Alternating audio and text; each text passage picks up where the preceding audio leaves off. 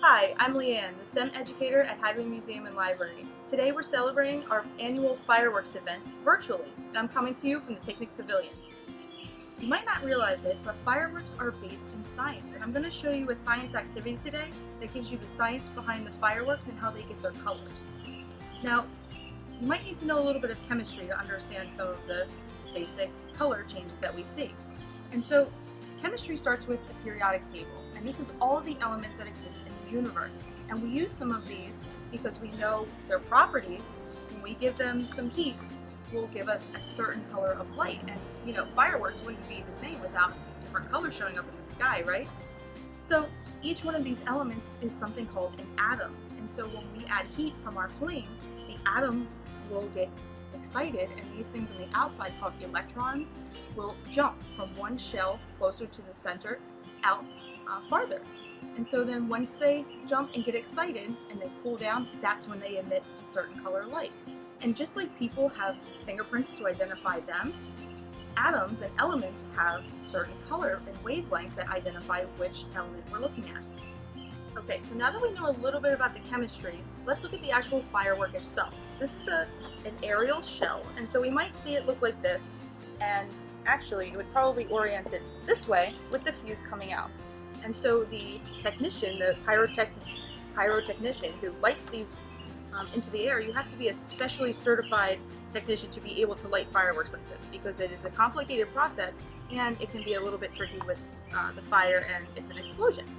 So if we look inside of this aerial shell, we can see that there are a couple different components. Now we're concerned about the chemistry today, and there's a bunch of stuff to talk about with these shells. So if you're interested, look up the anatomy of an aerial shell, and you can learn about how fireworks actually explode into the air and how they get their shapes, because sometimes we can see hearts, we can see words, but we're going to talk about the colors today. So if you look inside of this shell, you can see these special beads, and these are called stars. These stars have a certain chemical element inside of them, and that's how we decide what color we want the firework to be. And I'm going to give you a demonstration on exactly what elements we use to make which colors. I will be demonstrating how different chemical elements give fireworks their color. And this demonstration is a special one because we're using chemicals and a flame, so I do not recommend that you try this at home. Just let me show you. Okay, so the first element I'm going to show you is potassium chloride.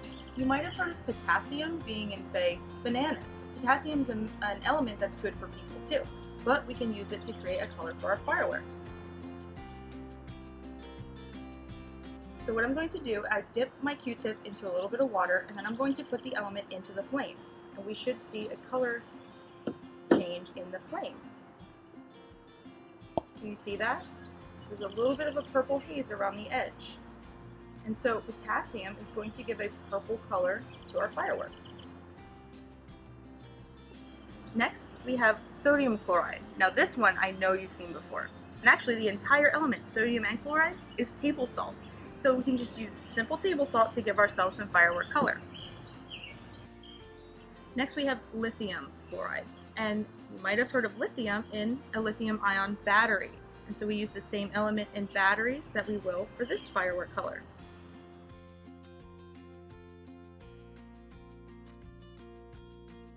Our next element is copper chloride.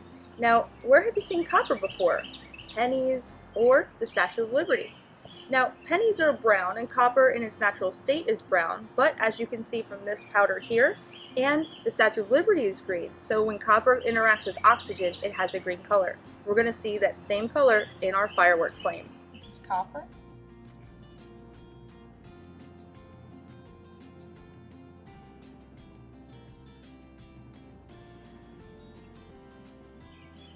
Thank you for joining me for the chemistry of fireworks. Join us next year live in person to see these colors in our very own sky at Hagley Fireworks 2021.